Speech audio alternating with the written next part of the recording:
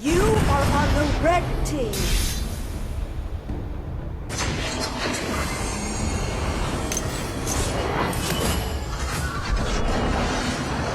Đội sông lên.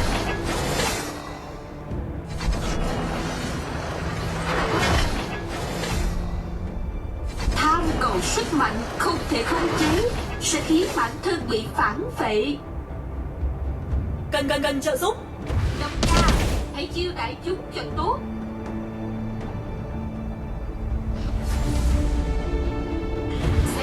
Cần trợ giúp.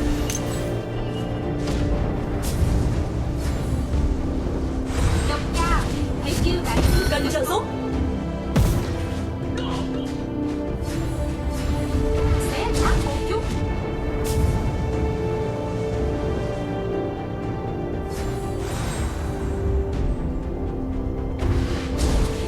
Tham cầu sức mạnh không thể khống chế sẽ khiến bản thân bị phản phệ. Cẩn thận bụi cỏ.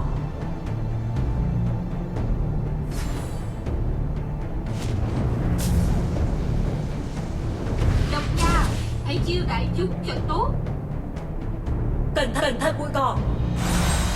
So sánh với chính nghĩa dối trá, ta càng thích sự tà ác thẳng thắn. Our Dragon Lane tower is under attack. You have defeated an enemy. Xé nát một chút. HP is low. Back to base. Độc gia, hãy chiêu đãi chúng cho tốt. Cẩn thận bụi cỏ. Cần trợ giúp.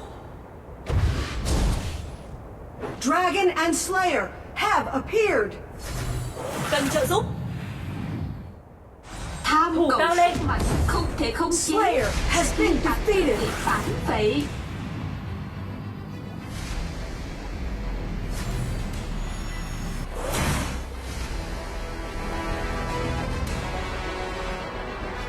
Trốn vào một cần trợ giúp.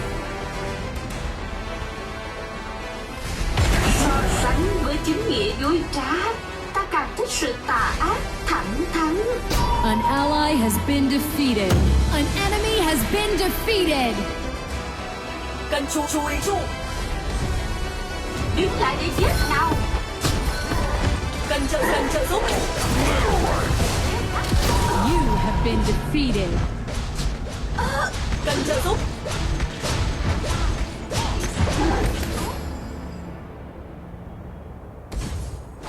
Our Dragon Lane tower is under attack. Độc gia, làm chuyện chính nào. Tấn công tướng địch. Rat, Đang tới. Địch đường sống biến mất. Ok bạn ơi.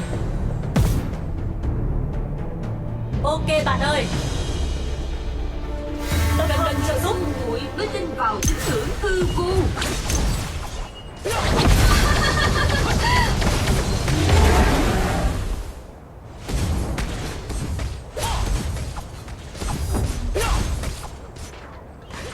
Dragon has been defeated. Sai. Trước Cần trợ tiên giúp. cần phải chứng minh người đúng.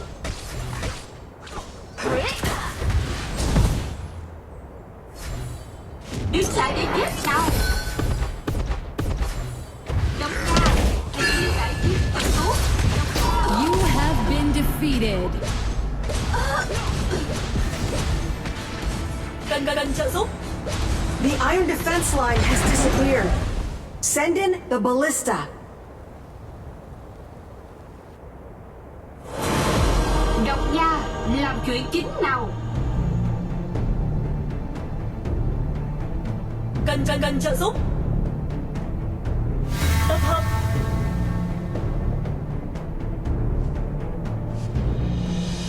Ê, nào có cái gì chính nghĩa, cũng là gì. Độc gia, đây đều là thức ăn của người đó. Tấn công trụ.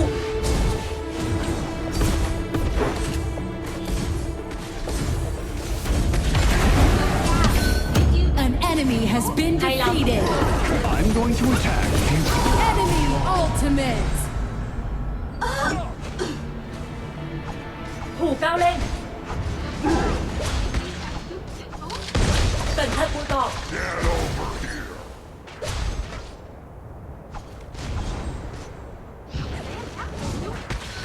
Our Dragon Lane tower is under Your attack. team has destroyed a tower. Trụ nhà bị tấn công. Cần trợ giúp.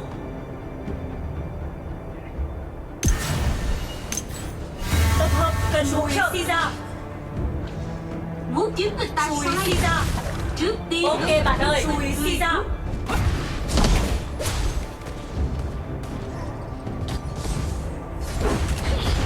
An ally has been Chui đi defeated. ra. Tập trung mục tiêu nào.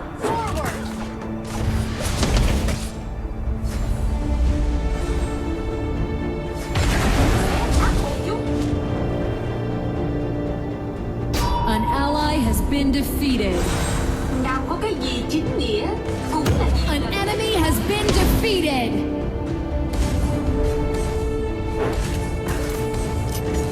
Đâm ra hãy chiêu đại chúng cho tốt.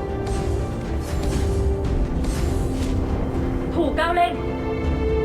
Muốn chiếm người ta sai. Trước tiên cần phải chứng minh người đúng.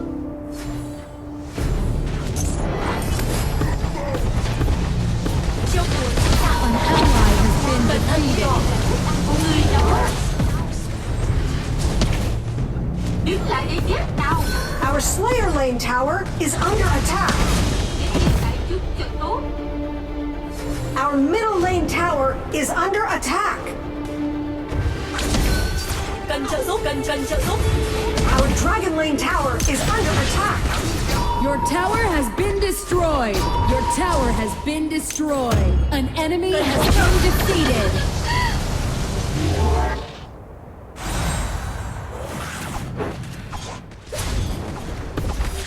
Đâm ra hãy chiêu đại chúng cho tốt. Slayer has been defeated. Shut down.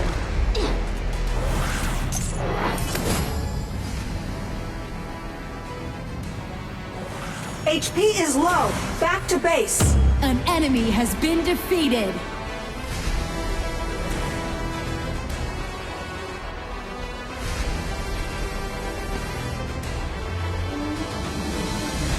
Nào có cái Tấn công gì tướng chính địch. nghĩa cũng là vì lợi ích thôi. Dọn lính đường rồng. Chiêu cuối. Ok bạn ơi.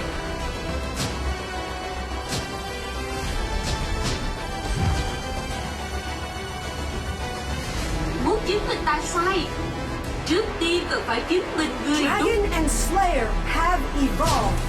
Còn nghĩa gì nữa? Cannoneers have spawned. You have defeated an enemy. Cần trợ giúp. Tôi đi đường giữa.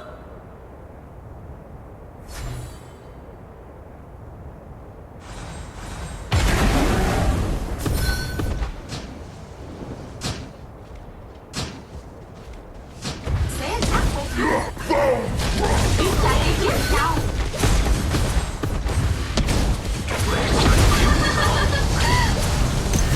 An enemy has been defeated. Xé xác một chút. Freeze! Forward!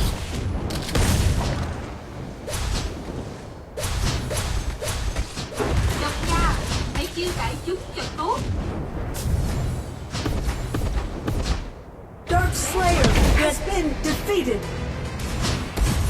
Dark Slayer has been summoned. Đâm ra hãy chiêu đại chúng cho tốt. An enemy has been defeated. An ally has been defeated. Arthur. Tấn Your công tướng team địch. has destroyed a Well tower. Còn nghĩa gì nữa? Đâm ra đây đều là thức ăn của người đó. Đang tới.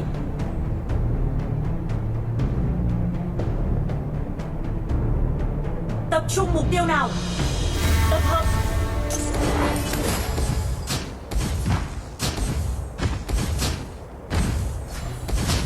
Tập hợp. Tham cầu sức mạnh không thể khống chế.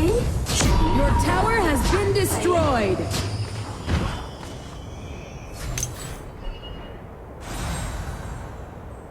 Đứng lại để chết nào.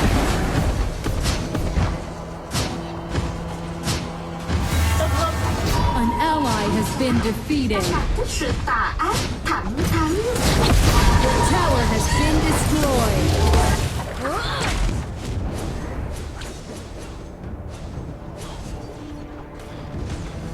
An ally has been defeated. Sức mạnh không thể khống chế. Ultimate. Phản phệ. Holy Dragon has been defeated.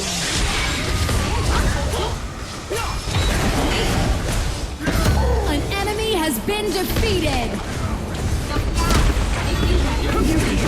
Shut down. An ally has been defeated.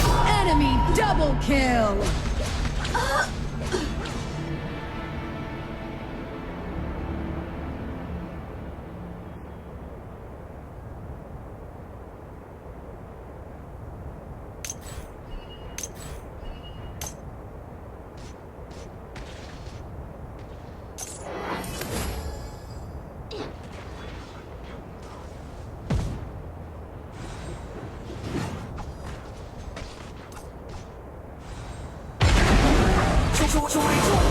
Độc gia, làm chuyện chính nào.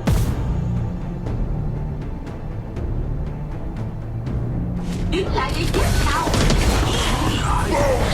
Độc gia, đi. Enemy has been defeated.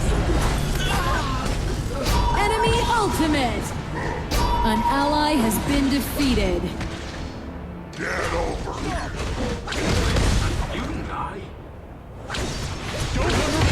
Enemy onslaught. Ok bạn ơi. Ok bạn ơi. Trận này chưa thua đâu. Your team has destroyed a tower.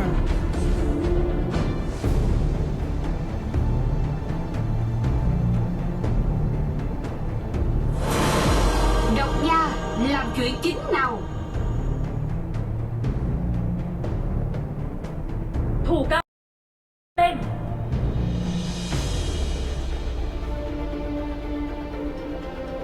Dark Slayer has been Tấn defeated. công tướng địch. Velhen, Tấn công tướng địch. Arthur. You have been defeated. An enemy has been defeated. Our Slayer Lane tower is under attack. Your tower has been destroyed. An enemy has been defeated.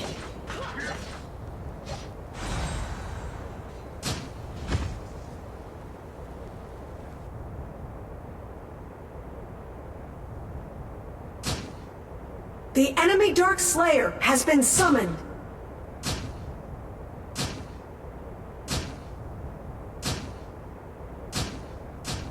Tấn công trụ.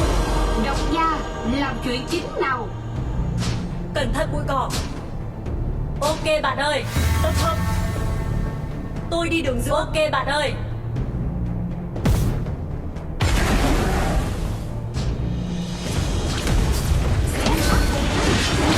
Ultimate. Enemy bloodbath. Shut down. Độc gia, hãy chiêu đại. Shut down. Holy Dragon has been defeated. Kết thúc. Rút lui. An ally has Xanh been bên ta chưa defeated. rút lui. Enemy double kill. Ace.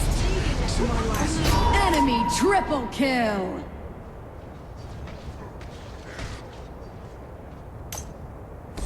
Our base tower is under attack. Your tower has been Chú ý phe ta. destroyed. Velhen, Our base is under attack. Enemy onslaught.